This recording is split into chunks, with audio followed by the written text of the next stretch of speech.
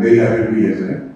I thought I'll spend most of the time talking to you instead of just giving you a speech. So I would be very happy to answer any questions that you have about what I do and what I'm doing. A person like this will be, I realize that somebody like him cannot be a very social person. He cannot be somebody who goes to a lot of marriages and weddings and spend time with his friends and gets and has a drink here or there because he's holding so many secrets that he cannot afford to let that out. So I realized that somebody like him and in a position like him would be a very lonely man. He wouldn't have too many friends or actually any as a fact. So I realized that that's very, very lonely. And while playing the character, I was thinking, no man can actually be alone.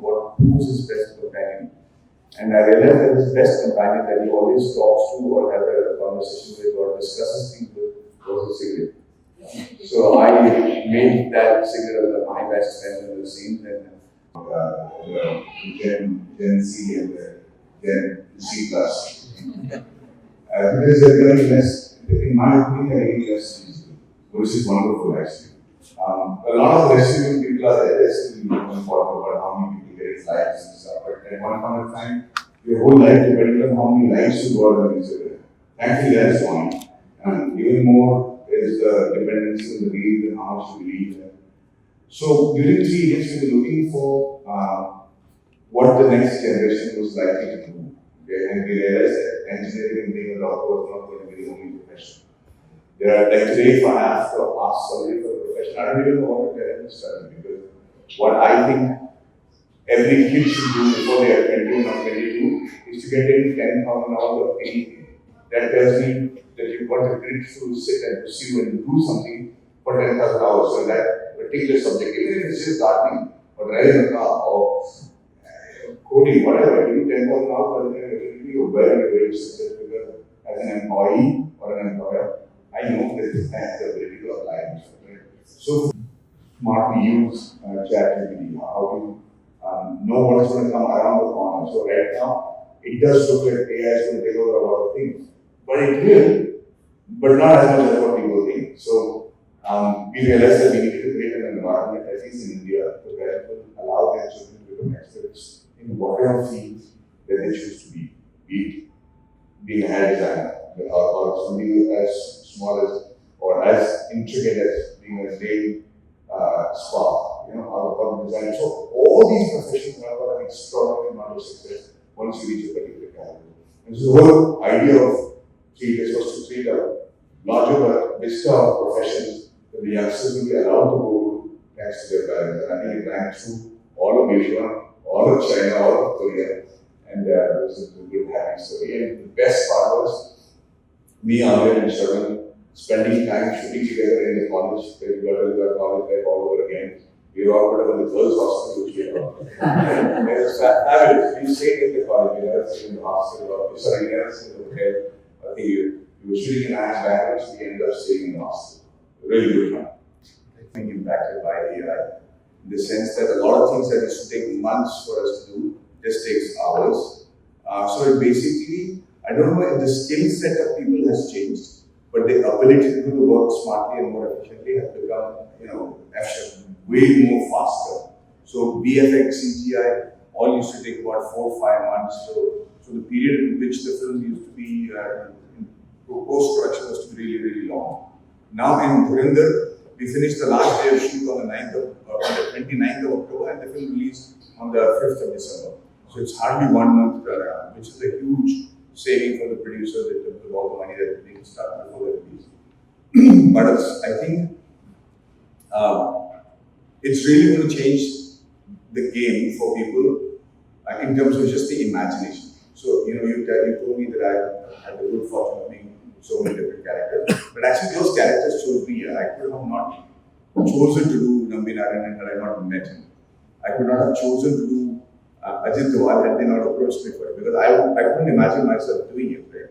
But there are some more exciting roles coming next year, including in Telugu, that you will see me. Looking forward to it. There was a time after 3 years that I was very bored with the mundane stuff that I was doing.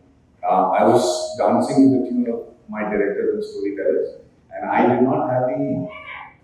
I I do not have the kind of roles that I thought I can do.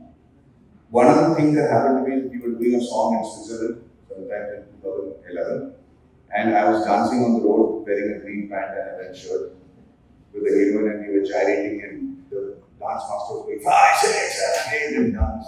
And I was 30, oh no, I was 43 something, and I'm thinking, what am I doing? This is not, I'm not playing to my skill set. I'm dancing to somebody else's tune literally. And I realized that I'm a public speaker, I'm very good with guns, I'm very good with defense training. I was a motorcyclist, I was a remote plane flyer, I had so many hobbies and so many skill sets. None of them were being shown because the storytellers were making very few stories that were based in much older India. So I realized that I couldn't become aspirational for his generation, for instance. And nobody would come to watch my movies, and I would become an old actor very soon. So I took a break of about 4 years just to understand how the public was thinking. That was the beginning of social media. That was the beginning when people were, Saki and all, we never had reviews on YouTube. We used to wait for the end of the week after the film is released to get a review and know what people thought of us. Now, even before the film is released, we get reviews. So we were and I was very conscious of that. And there are all these roles are very close to me. I have infused a little bit of Madhavan into every one of those roles so that it becomes real. But for one role that gave me the maximum satisfaction was playing Mr. Narayan. Even though it was a biopic, I'll tell you why. It's only with that film that I realized the real power of cinema. Because until that movie was being made or it was released, Mr. Narayan and his family lived in complete shame in the colony that they're living in for 40 years. The first 20 years he was a hero because he had done so much for his show and people were almost jealous of him. And when this false scandal broke out, the whole society took it upon themselves to, victimize him, to vindicate. They were really cruel to him. They would not sell vegetables in his house, nobody went for their function. He didn't get invited to anybody's function. People used to throw rubbish and feces into their house just for fun. If they weren't allowed into the temples, they were not given respect in public transport. And imagine being a worthy scientist and sacrificing everything for the sake of your country, and you're thinking you're doing everything right, and suddenly the society that you're living in is against you, the police of that state is against you, the government is against you, the central government is against you, the law is the government version of Saki. Like it was very popular at that time, and the film reached, people said, it's okay. They like the first half, second half, not good. Then the whole industry compares the first half and the second half and everything. And I was supposed to move to Chennai from Bombay. My whole stuff was packed in the truck, and my wife was about to leave to come to Chennai. But when they said it's a mixed report, we don't know whether it will be a hit or not, I said, you hold on, don't come because I don't know what's happening in this film. Everything think it's an average film. I don't know if I'll be able to do more Tamil films. And then I kept asking people, it was Saturday morning and nobody was telling me the exact report. So I said, I'm going to theatre myself.